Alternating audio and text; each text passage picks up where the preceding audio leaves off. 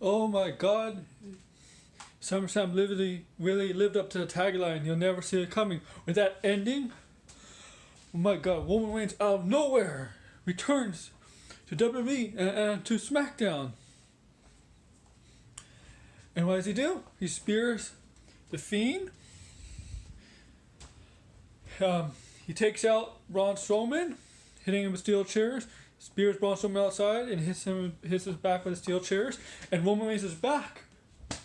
SmackDown just got a boost in talent to return to the big dog, Roman Reigns.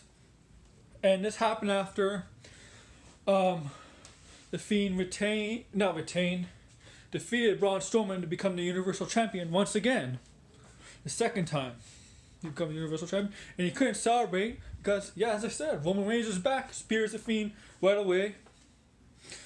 Takes out Braun Strowman, goes back in the ring, takes out the Fiend, and once again takes the title, holds it up, and says, "You're not you're not a monster, whatever. The big dog is back." I don't know what this means. Face, heel, Roman Reigns. I mean, I don't know. It could be a heel Roman Reigns coming up. And when was the last time Roman Reigns was a heel? 6 years ago, when he was 6-7 years ago, when he was part of the Shield. That's the last time he was a heel. But if you know, a lot of people say, "Oh, they're never gonna turn Roman Reigns heel." So yeah, that's probably true. He's gonna keep him face, but they need to make a statement with his return, and that's a big way to return on SummerSlam, by making a huge statement after the Universal title match. And so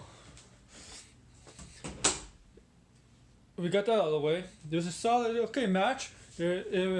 The story was really the end of the match, right? What other matches? We got Drew McIntyre retaining against Randy Orton with a backside pin for the WWE Championship. There's a WWE is hyping up Keith Lee, who's gonna make his debut on Raw. Okay, that explains the reason why he lost the NXT title to Karrion Kross on TakeOver 30. Yeah, I was kind of puzzled why they would take the title off him for 2 months, after 2 months. But now it makes clear sense why they took the title off him. So look for his Raw debut tomorrow for Keith Lee. I know I'm not going exactly matches in order, kind of going backwards. What was the match before? Oh yeah, that was okay, so let's go to the beginning. Those two matches out of the way. Bayley took on Asuka, so I predicted Bayley to retain here. I'll go to the pre-show match after. Predicted Bayley to retain here. Sasha Banks took a hit for Bayley when Asuka ran to the ropes to do her move. You know, when she jumps in, uses her butt as her attack. And Bayley moved out of the way by hit Sasha. Sasha took the bump for Bayley, and Bayley got the pin and retained the SmackDown Women's title. I guess I'll go fast forward to the Raw Women's title match because this plays into that. Same spot happened here, but the only difference is it was Bayley was in Sasha's position and Sasha was in the match, right? But Bayley did not take the bump, and Asuka managed to get Sasha in the Asuka lock.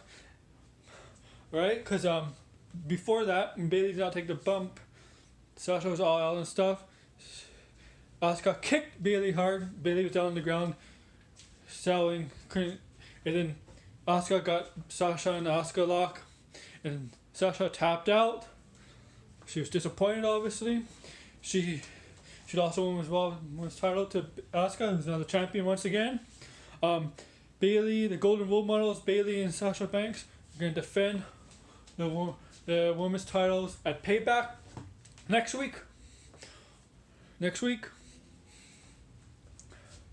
We don't know who the opponents are, so look out for that. I could talk about the U.S. title match. It was nothing special. Apollo Crews won, as I predicted. And now we could talk about Raw tag team titles match between the defending champion Street Profits against Angel Garza and Andrade, managed by Zelina Vega. Solid match for what it is. The Street Profits retained. Man, Montez Ford, I can't say it enough. That splash, he kind of like, look at this. Look at my hands like this. He jumps off and he kind of goes like this. That splash, he has serious height on that splash, man. Yeah, there's a reason why some people say he's the next breakout star of the Street Profits. That he's most likely the Shawn Michaels of that team. But no disrespect to Angelo Dawkins, yes, he has charisma like Montez Ford. But Montez Ford clearly has a higher ceiling if he becomes a single star. That's my opinion. No Bianca Belair, she didn't get involved. Surprising, right? But she was involved in the storyline because of accusing Zelina Vega of poisoning Montez Ford, right? Now we got this loser leaves WWE match between Mandy Rose and Sonya Deville. The final chapter in that heated rivalry. Two former best friends, bitter enemies, right? The use of some weapons. Saw a match. Yeah. What I like about this match, for the first time, I felt like Mandy Rose could be a badass her skills has gotten much better. She's much better in the ring, but her character, like you could see in this match that she has some edge to her. Finally, some edge to her. She's not all beautiful, but more of an anger to her, a hatred to her. She Sonya Deville brought out a new Mandy Rose in this match, if you know what I mean. And of course, Mandy Rose got the win, as I predicted, because I suspected Sonya Deville, once this match was made on SmackDown, was going to leave WWE. I don't know what for. I know she wants to get into acting, so possibly get into acting. She maybe come back to WWE in the future. I know some people will say, oh, they never leave WWE. Yeah, people do leave WWE, but they end up coming back. It's true, but it doesn't mean that they'll come back the next week or the month after. It can mean 1, 2, or 5 years down the line. You never know. It wasn't a loser leave brand match, loser leave SmackDown. So Mandy Rose, 3 or 4 V-trigger were kind of moves. She hit her other finisher once, and then finished her off with her V-trigger, and got the win. Otis comes out, they celebrate. Okay. Next we get the Seth Rollins versus Dominic Mysterio match. Dominic Mysterio put on a good show I can see why WWE is interested in him. His father was handcuffed, and you could tell Dominic Mysterio was out of it at the end. Seth Rollins was holding him. He was on top of him, holding him, mocking Ray. Then he finishes Dominic off with the curb stomp, gets the win. Okay. Retribution wasn't shown tonight. A lot of people suspected Retribution to be shown up, right? To possibly invade one of the main events.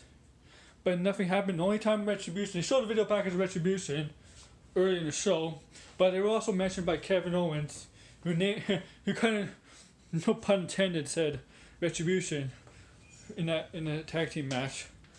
He didn't mean the group, but Kevin Owens is, I guess, in that. Okay, so it was a solid show. It's not the best SummerSlam, but it's the best what they can do in these certain times. So, what do you guys think? Did you like SummerSlam or not? I love the ending. The ending is one of the best endings of SummerSlam I've seen in a long time. So like, comment, subscribe below. Thank you.